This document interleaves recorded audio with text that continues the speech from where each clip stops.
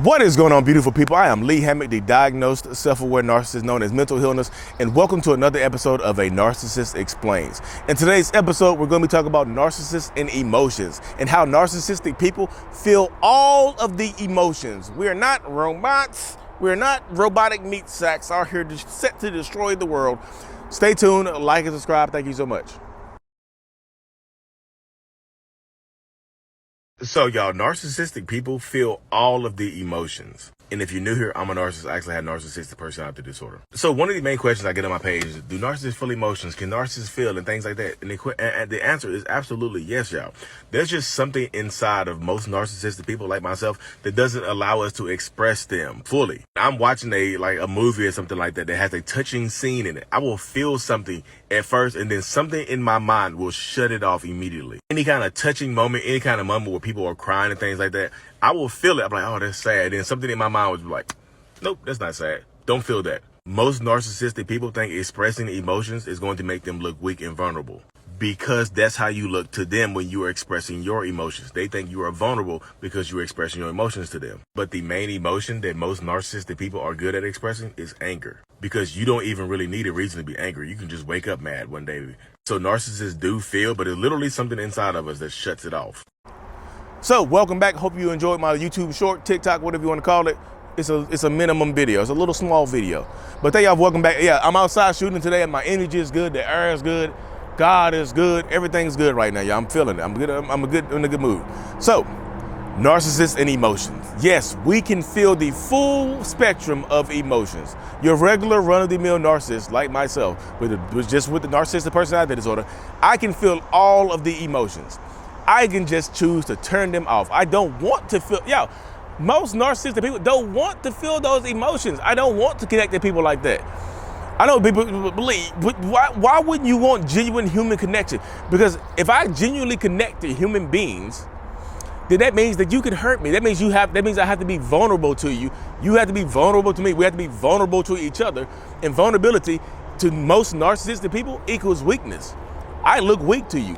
If I give you enough information to be vulnerable to you, if I cry in front of you, you can use that later on against me, you can't you? If I cry in front of you, if I express some hurt or pain in front of you, or some trauma in front of you, you can use that against me later. Believe, why would they think that we're going to use that against them later? Because they would use it against you. They would use it against you. Narcissistic people, we project the way we feel about ourselves and how we would treat other people onto the world. We assume that other people are going to treat us the same way we treat them. We assume that other people are on the same thought process wavelength that we are. So I know that I would use your trauma against you. I know that I would use your empathy against you. I know that I would use your vulnerability against you. I know this. I know this stuff. Ant just fell in my hand. Sorry, I'm outside. Nature, right? I know this stuff, and narcissistic people know that too. So, literally, for a narcissistic person to start just dealing with their emotional stunting, and most narcissistic people go through arrested development anyway, where we hit a stage in our emotional growth that stops us. There's a stage, there's some kind of trauma or experience in our childhood that shuts us down from experiencing just emotional growth. So we get emotionally stunted. Like most narcissistic people emotionally are between the ages of 8 and 12 years old. Maybe a little bit older. I'm older. I'm an emotional teenager right now. I'm 36 years old, but I'm an emotional teenager. And I'm not afraid to admit that, y'all. I have trouble controlling my emotions. I just do. I'm working on it. That's why I'm in therapy. That's me being vulnerable to you. You can use that against me. People do it in the comment section all the time. Well, why won't other narcissists be vulnerable? Because you look at my comment section. I tell you the shit I've done. Y'all attack me with it. You attack me with the stuff I've done. So why would other narcissistic people see my videos and want to be open and genuine and vulnerable with anybody when they see how people do me? I'm a narcissist. I'm trying to help people, and they still could attack me. Well, Lee, narcissist, you gotta kind of blah, blah, blah, blah, blah, blah, blah, blah. I get it. I'm just saying, narcissistic people feel we feel all the emotions. Matter of fact, we too emotional sometimes. Damn, because we take everything as criticism. Everything hurts us. If you're not praising a narcissist, you're insulting them. This is how it is, y'all. If you're not praising me, you're insulting me. If you're not picking me up, you're putting me down. It can be truly just like that. If you're not praising me, you're putting me down. That's just how it is right there. So if you're dealing with narcissists, toxic people, or whoever you're dealing with, you have to get to the point where you understand that they have emotions. It's going to be extremely difficult for you to crack through that emotional blockage because you don't have the tools. You don't have the tools. Most people don't have the tools because guess who has the tools? The narcissists themselves has to go sit down in a therapist chair and want to deal with the blockage. Me, myself, personally, I did a video very recently about my inner child work that we're doing right now to try to figure out what's blocking my emotions. Like I tell you, I would like I said in a little TikTok, I say I feel all the emotions, y'all. I really, really do. Like I'll get to the point when I'm watching a sad movie and something sad will happen or something genuinely good will happen, and I feel my emotions tingling. I'm like, damn, this is a good thing. And something will literally just shut it off. Like, nope, don't feel that. Something will literally shut that off. And we were doing inner child work in my therapist's office. She's like, what is that? What's going on in your brain? I was just like, I told her, I don't have very many memories before I was 7 or 8 years old. She said, what's the earliest memory you can remember? I was like, I don't know how old I was, but I remember being at 607 East Moorhead Street in Reedsville, North Carolina, riding my bike around the house. We had just learned how to ride our bike. My cousin Donnie was there. My cousin Marcus was there. My twin brother Vaughn was there. We were all riding our bikes, no training wheels, we were having fun. That's the earliest memory I can remember, y'all. That's literally it. And she's like, okay, take a step back in your memory. I like, take a step back. What do you mean? It's like, see what's going on? Describe everything. I can describe everything in my memory. So it's kind of like I zoomed out. I concentrated on it and I zoomed out of my memory. And in the bottom left-hand corner of my memory was a version of myself in the bottom left-hand corner. So it's all about that abrupt stop. A damn dump truck just rolled up. But I zoomed out of my memory, y'all. In the bottom left-hand corner of my memory was an adult version of myself watching a young version of me ride a bike and be happy. And she was like, that's literally the guardian of your memories right there. That's the guardian of your emotions right there. I like the guardian of my emotions. Like your brain, whatever trauma you experience, your brain has created a manifestation of yourself to protect your emotions. No, because protect yourself from getting hurt, from being vulnerable to people, from opening yourself up to people. There's literally a version of me, y'all, in my brain right now, grown ass me, 6'3", 245-pound me, in the corner of my mind, watching over a little 6-7-year-old me, watching over them so they can't experience any hurt. There was a joyful moment in my life right there, and that my manifestation of myself is protecting my joyful moment. And she's like, get closer to you. The closer I got to myself in my memory, the angrier I got in real life. I started having a visceral response. I started getting chill bumps. I started crying in therapy because the closer I got to trying to being vulnerable, that's my vulnerability right there. The closer I got to being vulnerable, the angrier I got. She's like, that's why when people try to push against your emotions, you get angry. That mental blockage, that guardian of your memories right there is protecting yourself, is protecting you against being hurt. Somebody hurt your feelings, or somebody broke your heart, or somebody put you through some trauma, or put you through some pain when you were younger, and you shut yourself off. You can't shut yourself off anymore. So I'm trying to open myself up to some pain and some hurt, some vulnerability and stuff like that. Most narcissistic people don't want to do that. They have somebody standing guard at the door of their emotions, just shutting it off. And they don't understand it. And they don't want to understand it because it's painful. Yeah, that shit painful as hell. My voice is cracked. That's just painful as hell dealing with that. Like, imagine going into your memories, seeing a little version of you, and then seeing a grown-ass version of you standing guard over you. That's scary as hell.